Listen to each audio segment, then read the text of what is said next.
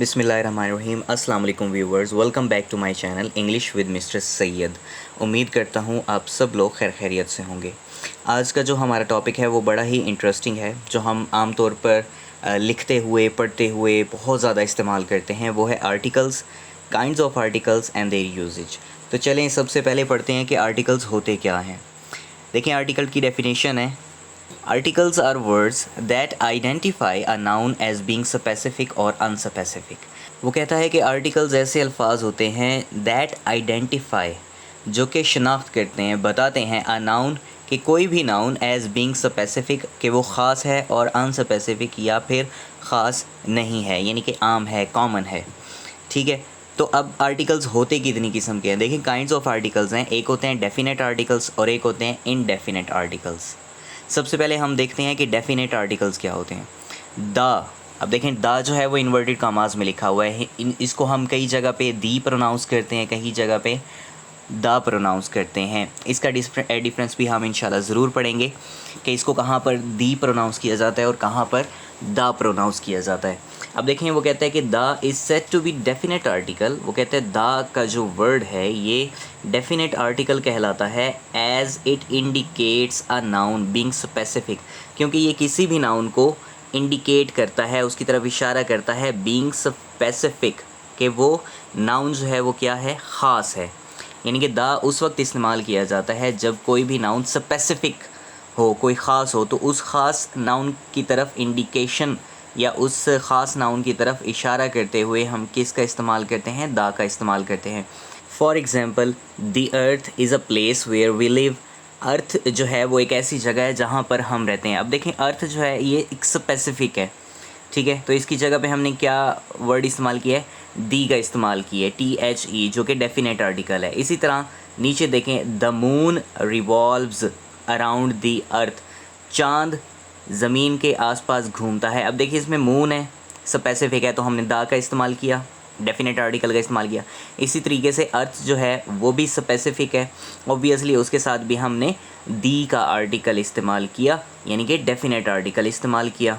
इसी से रिलेटेड मैं आपको एक और चीज़ बताता चलूँ कि द या दी का जो आर्टिकल है वो वहाँ पे भी यूज़ किया जाता है, उन नाउन्स के साथ भी यूज़ किया जाता है जिन नाउन्स का कोई सानी ना हो। जैसे अर्थ है, मून है, सन है, ये वो चीज़ें हैं जिनका कोई सानी नहीं है।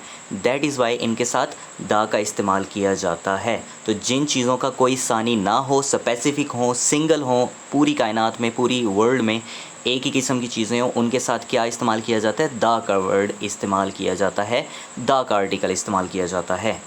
अच्छा जी, ये तो हो गई एग्जांपल। अब देखते हैं usages of definite article the, यानी कि द का जो यूजेज है वो कहाँ पे किया जाता है। डेफिनेट आर्टिकल द का यूजेज कहाँ पे किया जाता है, उसका इस्तेमाल कहाँ पे किया जाता है। सबसे पहले देखें वो कहता है indicates to a specific thing, ये किसी ख़ास चीज़ की तरफ इशारा करता है, ऑब्वियसली जैसे हमने एग्जाम्पल्स में ही पढ़ा। अब देखें the earth, the moon, the sun etcetera, specific things है तो हमने उसके साथ द का इस्तेमाल किया।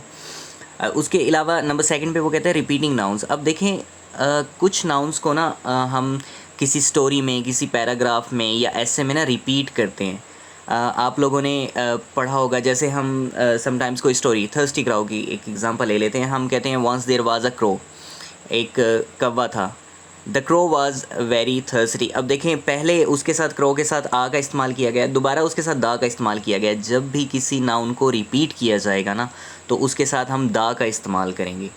कोई भी नाउन अगर किसी पैराग्राफ में, किसी स्टोरी में, किसी एसे में अगर कोई भी नाउन रिपीट किया जा रहा है, जिसका दोबारा ज़िक्र किया जा रहा है किसी भी नाउन का, यानी कि ऑलरेडी उसका जिक्र हो चुका है और दोबारा किया जा रहा है, तो उसके साथ हम क्या लगाते हैं, उस नाउन के साथ हम द का आर्टिकल इस्तेमाल करते हैं, यानी कि डेफिनेट आर्टिकल। इसी तरह नंबर थर्ड पे देखें वो कहता है indicates to a point out something specific, ये किसी भी चीज़ जो कि ख़ास हो उसको पॉइंट आउट करने के लिए इस्तेमाल किया जाता है। अच्छा देखें इसकी एग्जांपल देखें, ये पहली एग्जांपल से मिलती जुलती है, यानी कि indicates to a specific thing से मिलता जुलता है। वो कहता है कि गिव मी द बुक, मुझे वो किताब दे दो, आई लेंट यू यस्टरडे, जो मैंने आपको दी थी।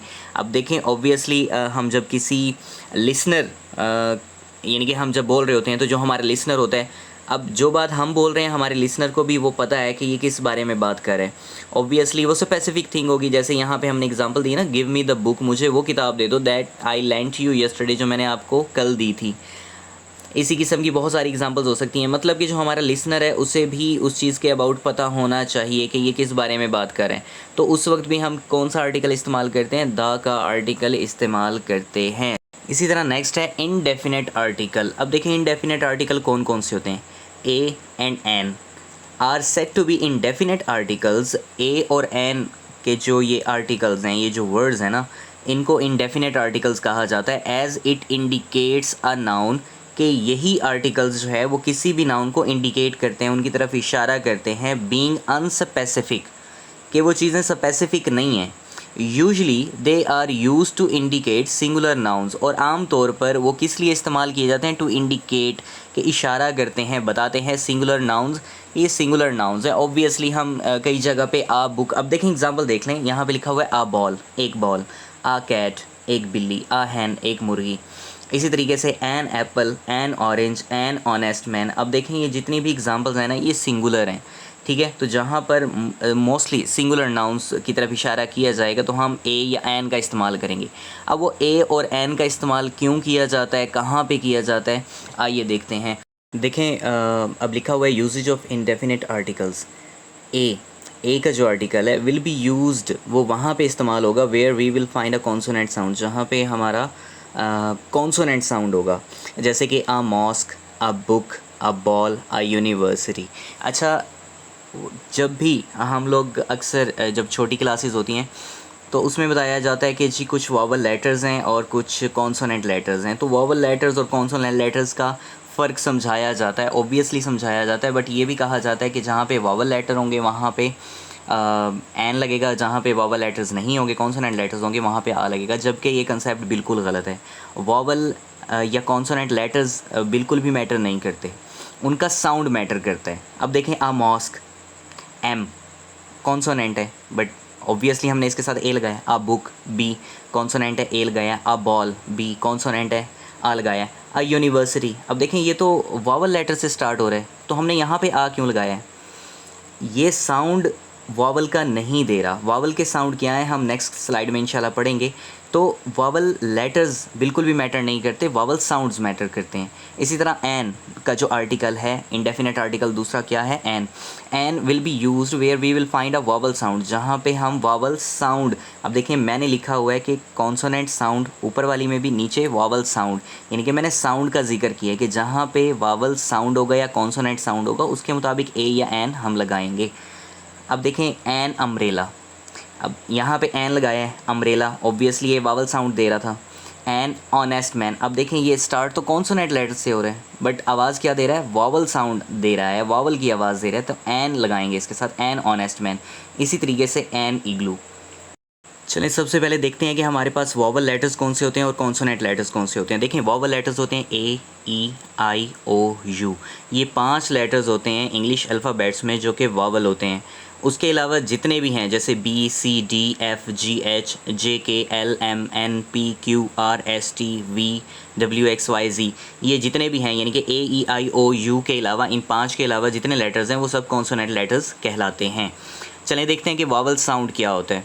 देखें वावल साउंड्स में अलिफ ज़बर, अलिफ ज़ेर, अलिफ वाव, अलिफ मद्दा, अलिफ छोटी है, अलिफ बड़ी है, ये होते हैं वावल साउंड्स, ठीक है। अगर तो ये साउंड आ रहे हैं चाहे वो वर्ड जो है वो किसी कॉन्सोनेंट लेटर से स्टार्ट हो रहा है जैसे ऑनेस्ट का हमने पढ़ा, या फिर किसी भी वावल लेटर से स्टार्ट हो रहा है जैसे एप्पल, ऑरेंज वगैरह, चाहे वावल लेटर से स्टार्ट हो चाहे कॉन्सोनेंट लेटर से स्टार्ट हो, अगर वावल साउंड आ रहा है ना तो उसके साथ हम एन का इस्तेमाल करते हैं। ये होता है वावल साउंड, यानी कि हम वर्ड्स की प्रोनाउंसिएशन करते हैं ना, तो जहाँ पे ये वाले आए ना अलिफ ज़बर, अलिफ ज़ेर, अलिफ वाव, अलिफ मदा, अलिफ छोटी, अलिफ बड़ी है, तो ये वावल साउंड कहलाते हैं। एग्जांपल देखें जैसे एप्पल, ऑरेंज, अम्ब्रेला, इग्लू, आर्टिस्ट, ऑनेस्ट, ऑनरेबल। अब लास्ट 2 एग्जांपल्स देखें। ऊपर वाली एग्जांपल्स में तो हमारे पास वावल लेटर से स्टार्ट हुए ना वर्ड्स, नीचे वाले 2 वर्ड्स देखें ऑनेस्ट, ऑनरेबल, ये दोनों एच से स्टार्ट हो रहे हैं यानी कि कॉन्सोनेंट लेटर से स्टार्ट हो रहे हैं बट इनका साउंड क्या आ रहा है, वावल साउंड आ रहा है। अब ज़रा हम अपनी प्रीवियस स्लाइड पे नज़र डालते हैं जहाँ पे हमने यूज़ ऑफ इंडेफिनेट आर्टिकल पढ़ा था ए और एन का। अब देखें यहाँ पे जो ऊपर वाली आ आर्टिकल जो है आ, अब उसमें देखें आखिरी एग्जांपल यू है, मतलब यूनिवर्सिटी यू से स्टार्ट हो रही है। अब उसमें क्या है कि वावल लेटर से स्टार्ट हो रहा है ना, बट उसमें वो वावल साउंड तो नहीं आ रहा, दैट इज़ वाई हम आ का इस्तेमाल करेंगे। अब नीचे देखें, नीचे यू, चलें एन हमने कह दिया कि जनाब यू जो है वो वावल लेटर होता है, दैट इज़ वाई हमने एन लगाया, बट साउंड क्या दे रहा है, अलिफ ज़बर का साउंड दे रहा है। इसी तरीके से नेक्स्ट मिसाल देखें, वो ऑनेस्ट है, वो तो कॉन्सोनेंट लेटर से स्टार्ट हो रहा है, बट वहाँ पे एन क्यों लगाया है, क्योंकि उसका साउंड वावल है। तो वावल साउंड्स मैटर करते हैं, वावल लेटर्स जो है वो मैटर बिल्कुल भी नहीं करते। तो मैंने आपको स्टार्ट में बताया था कि कई जगह पे ये जो डेफिनेट आर्टिकल है THE यानी कि दा या दी, इसको हम दा कब प्रोनाउंस करते हैं और दी कब प्रोनाउंस करते हैं। जैसे अभी हमने पढ़ा है ना कि वावल साउंड और कॉन्सोनेंट साउंड, कि वावल साउंड के साथ हम एन का इस्तेमाल करते हैं और कॉन्सोनेंट साउंड के साथ हम आ का इस्तेमाल करते हैं। तो जहाँ पे वावल साउंड होगा ना, हम इसी वर्ड को यानी कि THE को दी प्रोनाउंस करेंगे, दी, जैसे दी अर्थ, ठीक है।